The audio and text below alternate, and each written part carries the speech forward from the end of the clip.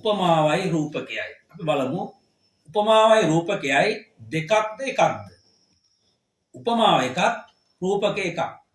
සිංහල භාෂාවේ උපමාවට වඩා ප්‍රබලව ප්‍රකාශනයක් තමයි රූපකය කියලා කියන්නේ. බලමු මොකක්ද රූපකයක් කියලා කියන්නේ?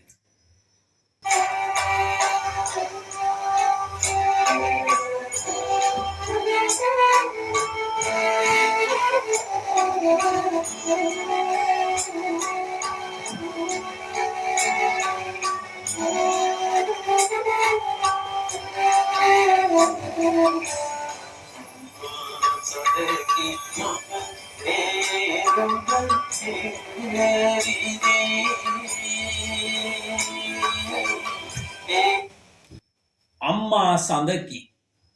අන රූපකේ අම්මා සඳක් වගේ නෙමේ අම්මා සඳකි.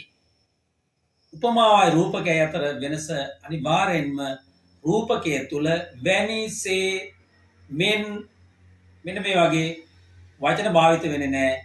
අම්මා සඳකි, ඔබ මට තරුවකි. අන්න මෙන්න මේ වගේ අවස්ථාව තමයි රූපකයක් කියලා අපි හඳුන්වන්නේ.